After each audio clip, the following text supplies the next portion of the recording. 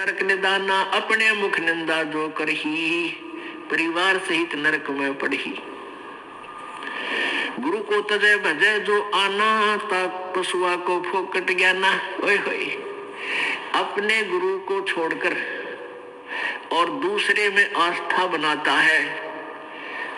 अब जैसे आप किसी भी कोई भी आपको इस भक्ति मार्ग का ये ज्ञान दास से सुनकर आपको कोई सुना रहा है भक्त, और आपकी श्रद्धा उस भक्त में हो जाती है, वो हो तो बहुत अच्छा है, बहुत प्यारा है, और उससे के चरण छूने लग जाए और उसी के ऊपर आसक्त हो गए, तो आपका गुरु जी से नाम खंड हो गया।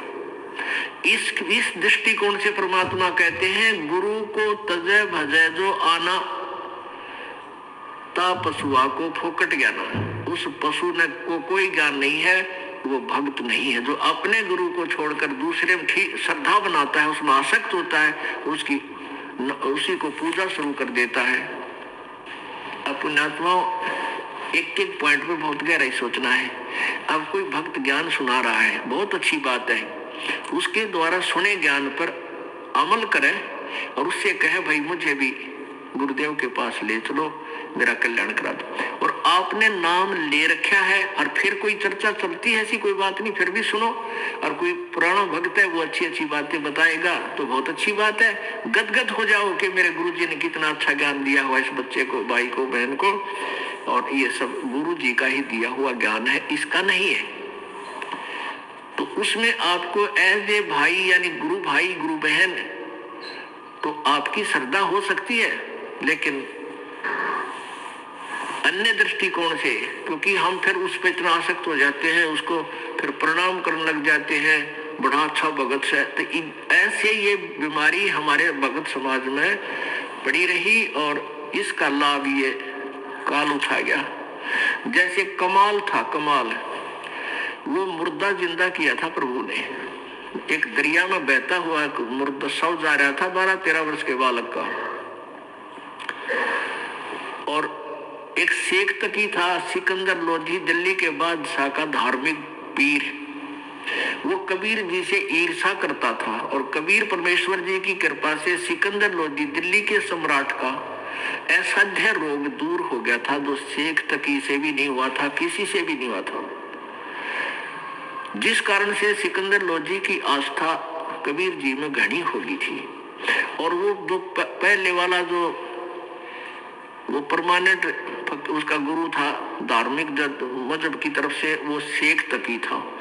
तो शेख तकी ने जब देखा कि कबीर जी में, मेरे सम्राट की, मेरे शिष्य की कबीर जी में ज्यादा श्रद्धा होगी है, तो ईर्षा करने लग गया कबीर जी से। उसको नीचा दिखाने की चेष्टा में उसने कहा कि राजा, या तो तू बाज आ जा, और नहीं तो मैं तो एक काफिर को गुरु बना लिया, तूने एक हिंदू को गुरु बना लिया, मैं तेरी पूरे मुसलमान समाज में तेरे बारे में बताऊंगा और सबको तेरे विरोधी कर दूंगा। अब राजा चिंतित हो गया, कहीं तेरे राज को खतरा ना हो जाए।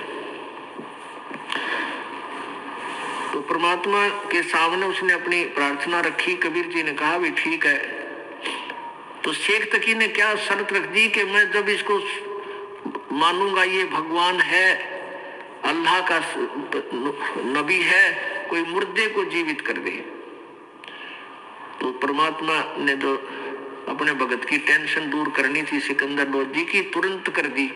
जिस दरिया के किनारे वो खड़े थे वहीं पर एक मुर्दा बच्चे का शव बहता हुआ आ गया। कुछ कबीले ऐसे होते हैं, ना तो वो गाड़ते जमीन में, ना सभा करते, वो जल प्रवाह कर देते हैं मृत्यु होने के बाद के पशु जीव जंतु इसके शरीर का मांस खा कर दुआ देंगे। ऐसे सुसज्जित एक बना करके प्लेटफार्म सा, प्लॉट सा, एक घास फूस का जो तैरता रहे ऐसा बना देते हैं, बेड़ा सा, उसके ऊपर शव को लुटाकर और चलता कर देते। तो उसी समय वो लड़के का शव आ गया। परमेश्वर कबीर जी ने अपनी शक्ति से उसको जीवित कर दिया था। तो सभी ने कहा कमाल कर दिया, कमाल कर दिया, उसका नाम कमाल रख दिया और उस बच्चे को अपने साथ अपने बालक रूप में, शिष्य रूप में रख लिया। अब वो युवा बालक हो गया, कुछ दिनों के बाद 10-15 साल में 20-25 वर्ष की आयु का हो गया।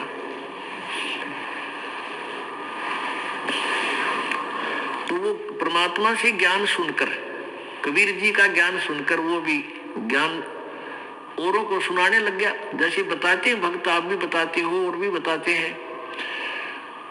अब जवान लड़का था, अच्छी आवाज थी, बढ़िया गला था, परमात्मा की वाणी गा गा के इतने सुरीले ढंग से सुनावे।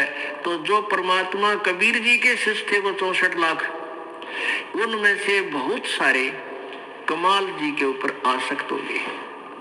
ओहो, कमाल तो भाई कमाल है, तेरा नाम भी कमाल, तेरा काम भी कमाल, और भाई तो गुरु जी से भी बढ़कर हो गया।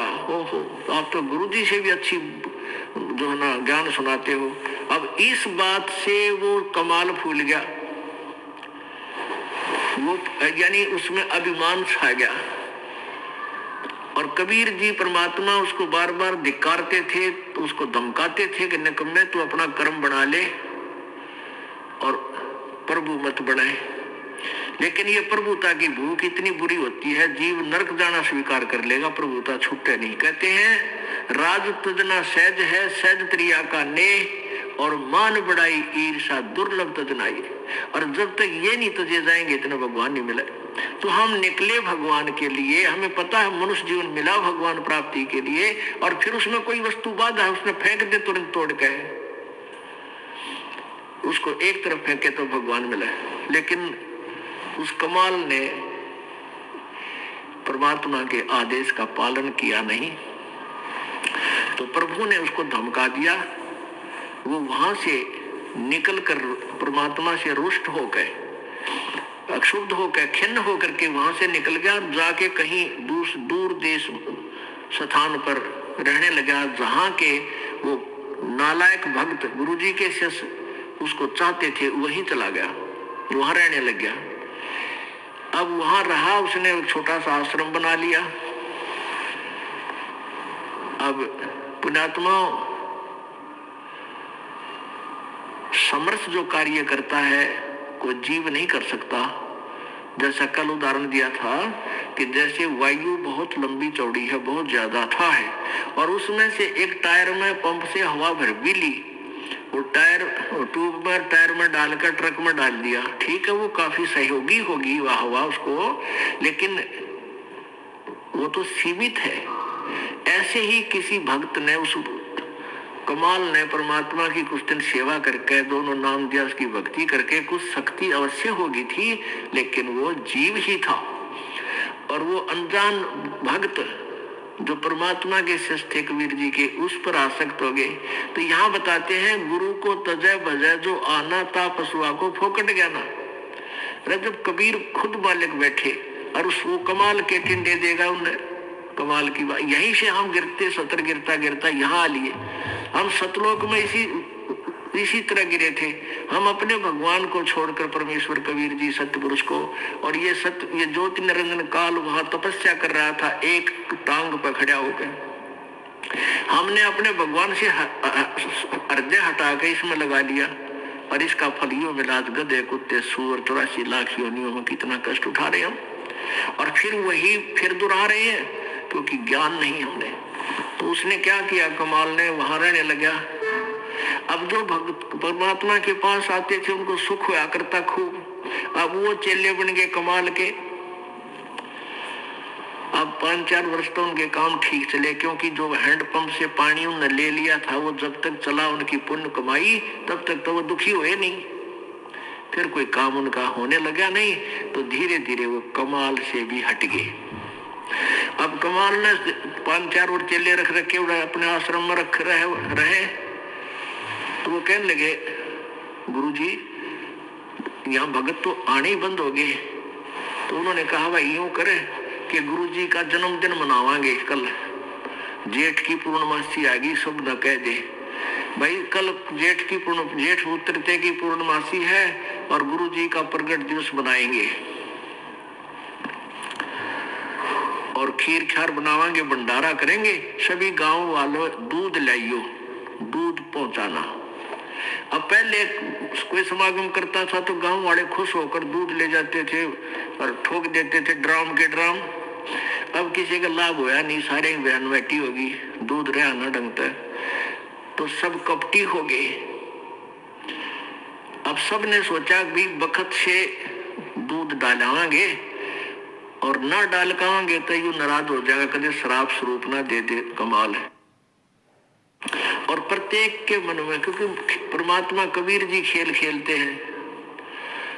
अब वो जो भगत थे गांव वाले, जो 50, 60, 100 जितने भी थे, उन्होंने कि सबके मन में के दुर्भावना आ गई कि बखत तो उठ कर सबसे पहले मुंह अंधेरे जाऊंगा और दूध की जगह पानी का लोटा डालूंगा, किसने बेरा पट्टा है। अब सुबह सुबह लाग गई लाइन, महाराज जी सत साहेब, कहा भाई सत साहेब आज दूध लाए है, डाल दे भाई वहां ड्राम में, जो पहले कराया करते। अब कपड़ा उठावे और पानी तरड़ा डाले, गुरु जी ने, महाराज जी ने पता लग जाएगा हाँ डाल रहा है कुछ, दूध डाल गया। एक आधे भगवान ने उसमें दो चार दूध भी डाल दिया होगा। कमाल बोला भैया तो दूध बहुत आ गया और बच्चों खीर बना लो। अब वो लागे खीर बनाने, वो ड्राम पानी का भरा, थोड़ा बहुत दूध उसमें की तक गिर गया को भगवान। तो कहने लगे गुरु जी तो सारा पानी का फुल भरा है। कुमार बोला झूठ बोलो, देखा जाएगा सारा पानी का भरा, किसकी खीर बनी थी। इतना शर्मिंदा हो गया, रात्रि में उस आश्रम ने छोड़ दिया, पता नहीं कित मरिया जाकर छोड़ चल गया। तो इस प्रकार परमात्मा कहते हैं अब आप भी मरिया और उन शिष्यों, उन पुण्यात्माओं को ले डूबा, नकमी आत्मा जो परमात्मा से जुड़ी थी। गुरु को तजय भजय जो आना, तापसुआ को फोकट ज्ञाना। गुरु से बैर करे सिस जोई, भजन नाश और बहुत बिगोई। पीटी सहित नरक में परही, गुरु आज्ञा से श्लोक जो करही। चेला अथवा उपासक होई, गुरु सुमुख ले झूठ संजोई।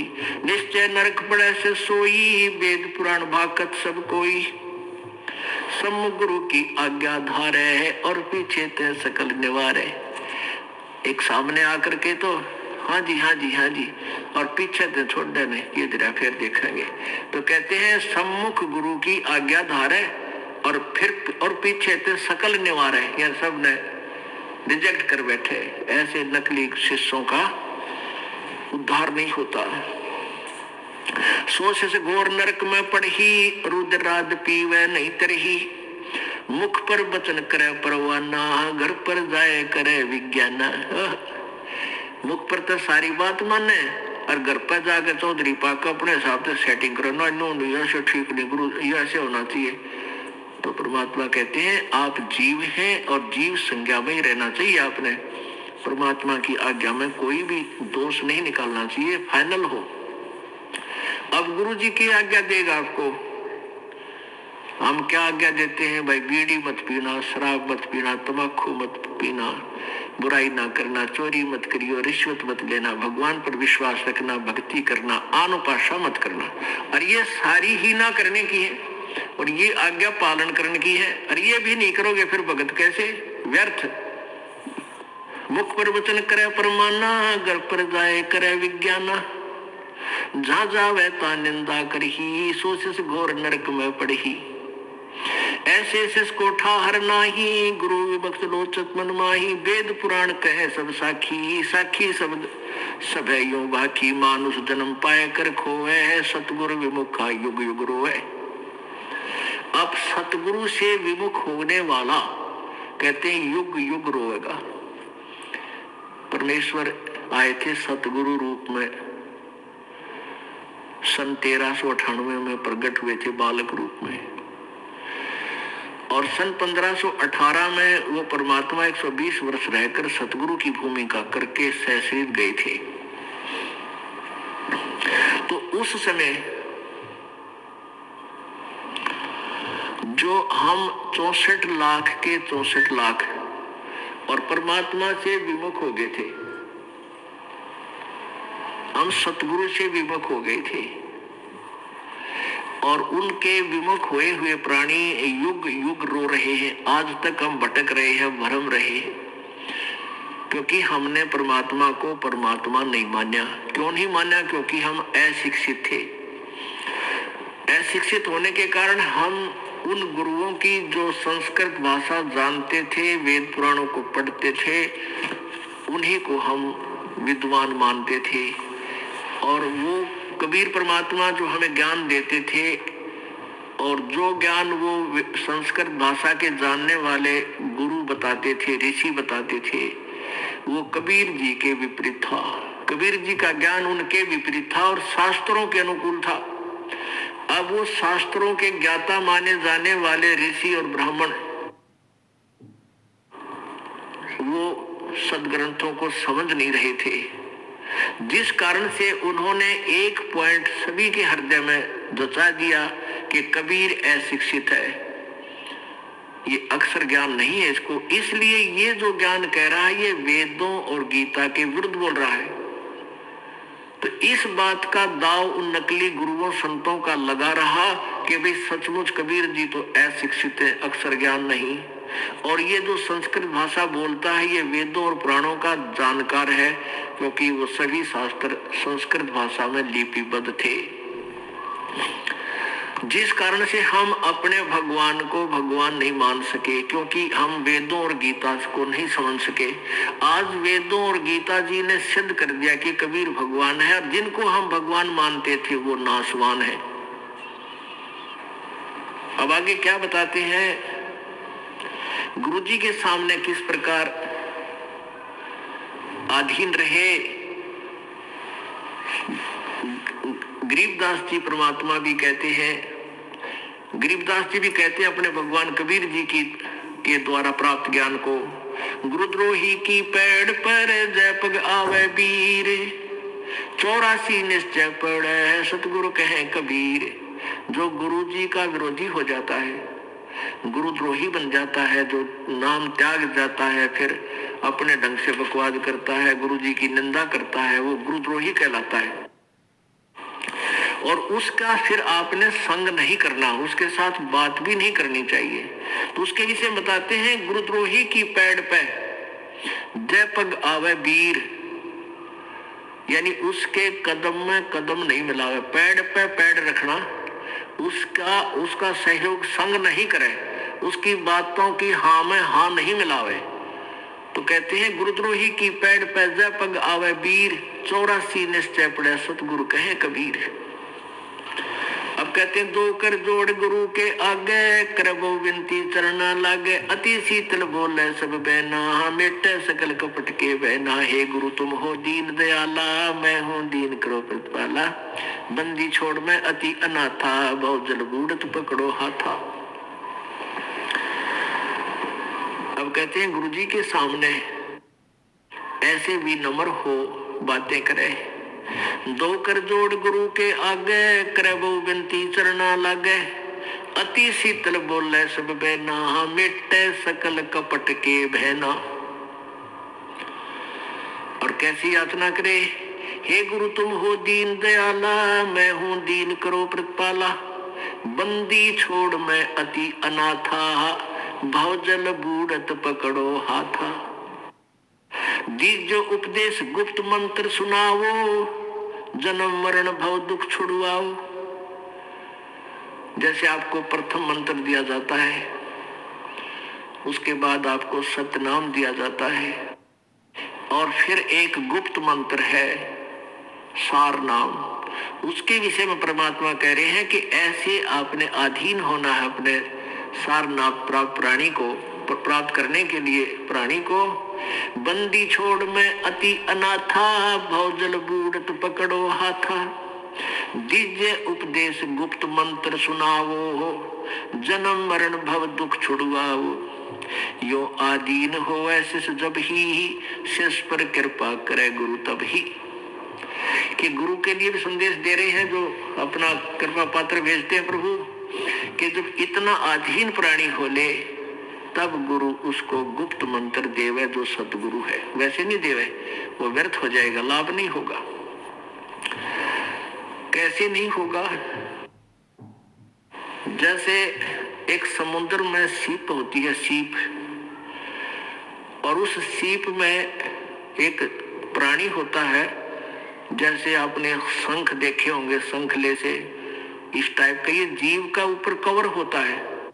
तो उसमें एक सीप में एक जीव एक सीप होती है, जीव ही होता है वो, उसका कवर ऐसा होता है, उसका शरीर जैसा शंख का आपने देखा होगा, ऐसा उसका शरीर होता है। और वो सीप समुद्र में ही रहती है, जल से बाहर नहीं जाती। और उसको जब प्यास लगती है वो जल के ऊपर आ जाती है, समुद्र के, और आसमान से जब वर्षा हो रही हो, रजा हो प्रभु की, उस समय आसमान से वर्षा हो तो उस वर्षा के जल को वो मुख में ग्रहण कर लेती है और उस आसमान से गिरे हुए जल से को प्राप्त करके मुंह बंद कर लेती है। फिर उसमें मोती बनता है, अन्यथा मोती नहीं बने। अब जब वो सीप का मुंह बंद हो और वो जमीन समुद्र के ऊपर तैर रही हो, तो कहते हैं सारा सावन बरस जा, मोती नहीं बन सकता। तो क्या कहते हैं परमात्मा कि जब आप में इतनी तड़प होगी तो आपके अंतःकरण रूपी सीप का मुंह खुल गया, और उस खुले मुंह में जब गुप्त मंत्र डाला जाएगा तो आप फिर वो उसमें मोक्ष रूपी मोती बन पाओगा। अन्यथा अगर आपका अंतःकरण का मुंह नहीं खुला, चाहे कितनी बार वो मंत्र दे दें, आपका कभी काम नहीं आएगा।